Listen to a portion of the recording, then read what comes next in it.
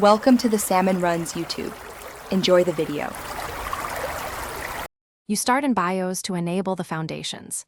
Secure Boot and TPM. Reboot and press Delete or F2. Enter BIOS immediately. Once inside, locate Security or Boot menus and verify your firmware reports Tpm 2.0 or AMD FTPM/Intel PTT.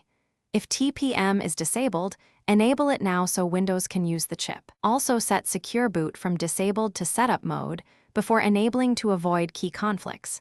Make these changes, save, and reboot into Windows to continue with driver and OS checks.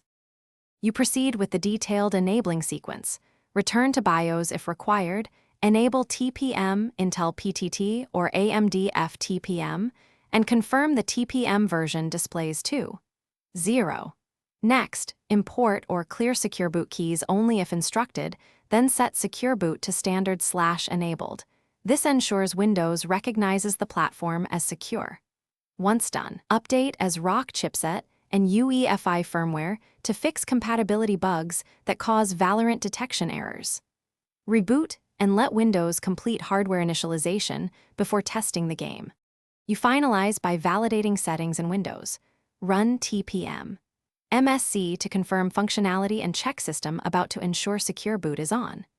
Reinstall Riot Vanguard so it picks up the newly enabled trusted platform. Accept any driver signing prompts.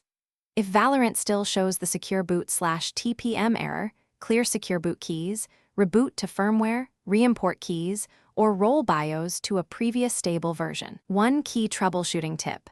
Try a controlled Secure Boot toggle, disable, reboot, re-enable, then reinstall Vanguard to force a fresh driver signature handle.